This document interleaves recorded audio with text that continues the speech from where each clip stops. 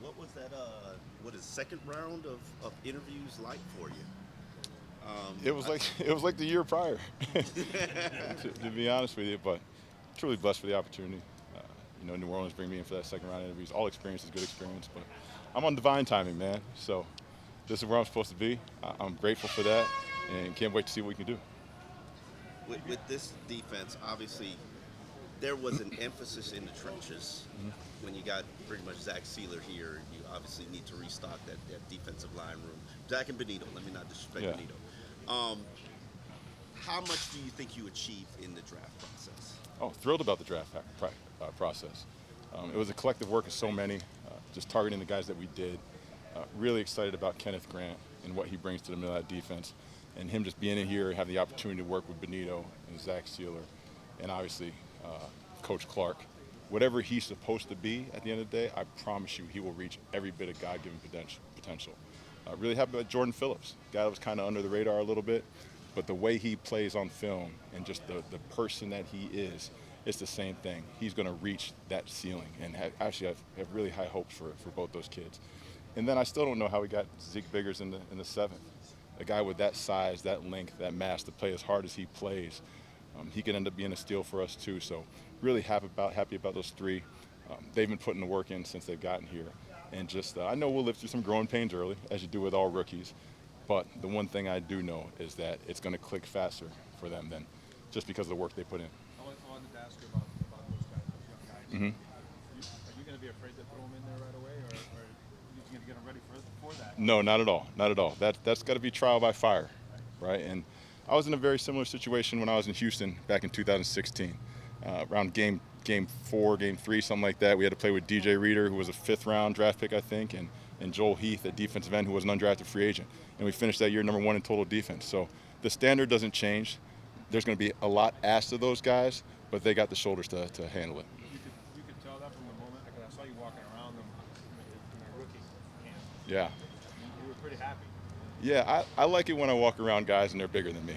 That makes me feel good. Coach, we heard a lot of guys in this offseason talk about attendance and building this thing from day one here at OTAs. As a coach, how does it, I guess, lighten your load or make it easier to communicate a defense when you've got everyone here in the spring compared to like bits and pieces being here and not there? It's huge. In a game where communication and coordination, obviously, which I'm in charge of, is so critical, I don't know how you get that done without being around one another.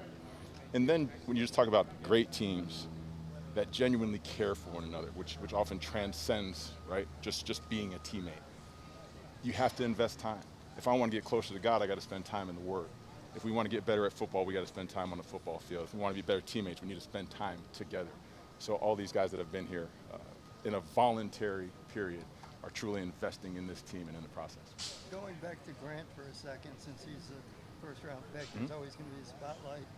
What gives you that confidence that he's going to fulfill his potential?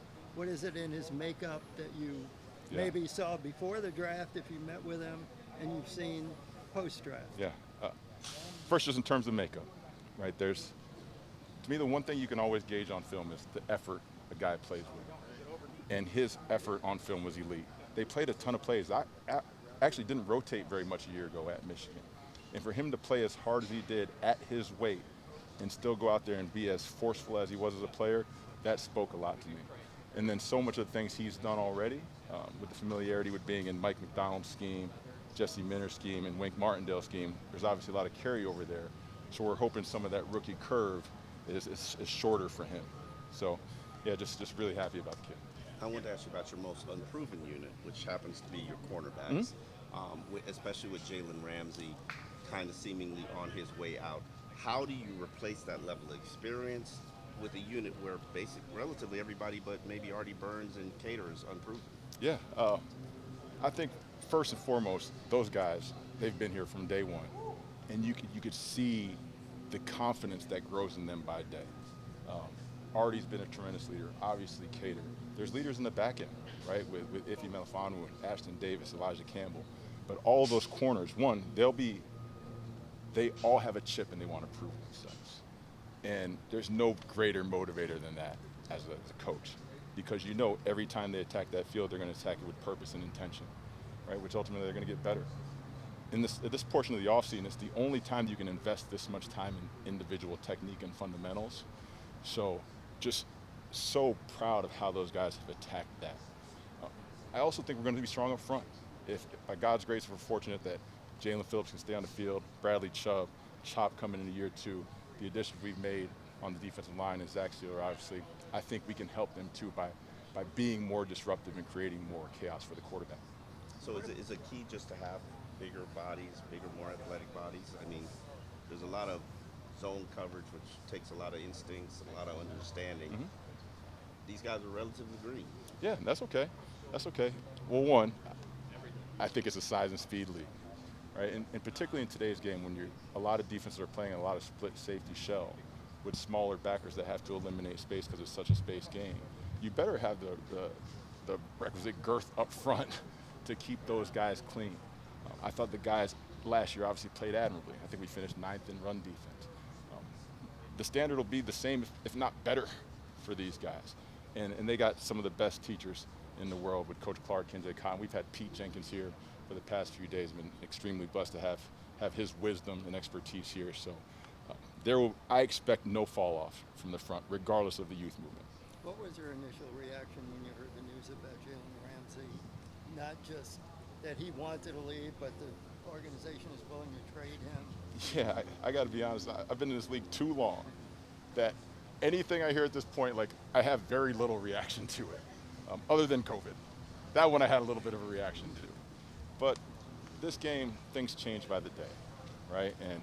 And I have a tremendous amount of respect for Ramsey. He played very good ball for us. But shoot, relationships are hard, right? And both mutually we've chosen to go other ways, and I respect that, and I wish him nothing but the best moving forward. How do you manage that, of him being a big part of your defense last year, and now having a little bit of a sudden, I don't know how much heads up you had, but a sudden change to having to adjust maybe your scheme a little bit for different players? Yeah, I'm fine with it, right? That's the league. The one thing I know, whether it's through injury during the season or what's happening here with us with Jalen, I'm not getting any sympathy cards from anybody, right? It's my job and our job collectively as a staff to find a way to make these pieces work. And what I know is every player that is here is trying to get better, and they've bought in. So just really pleased with where we're at this point. A lot of people, sorry, Travis, if I can ask one more. Push was remains. Okay. Didn't get enough votes. Yeah. What is your reaction to that?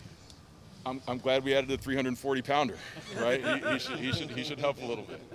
Yeah, for sure. We were talking a little bit about Jalen, but the other cornerbacks in your room, there's going to be a lot of eyeballs on them, obviously, because of maybe some youth in that room. Yeah. What do you know about your group and some of the guys that are maybe competing for those starting spots at this point? Yeah. To this point, all I've seen is a bunch of guys who are competitive, are tough, and are just hungry to get better. And usually when you have that combination with good coaching, you're going to find a way to make it work. Ultimately, the cream will rise to the top, but I have ultimate faith in all the guys in that corner room right now who are going to go out there and play for us. You talked about the front a little bit earlier and the depth and the youth of it all. Last year you guys kind of got a little bit wiped out early on and had to use Zach and Calais more outside. I'm curious how much, maybe not behind the A-ball, but how much of a challenge was it to overcome that? And then was there some intentionality about the way you guys built out the front seven this year? Because linebacker, edge, defensive tackle, you guys added so much. So Whenever you're faced with those obstacles, right? Usually, like, the obstacle's the way, so you got to find a way through them. I thought as a staff we did a good job of whatever deficiencies we were trying to hide of masking those. That to me is that's why we have the coach tag on our chest, right? A lot of guys can get up here and complain about personnel. I promise you, we will never do that.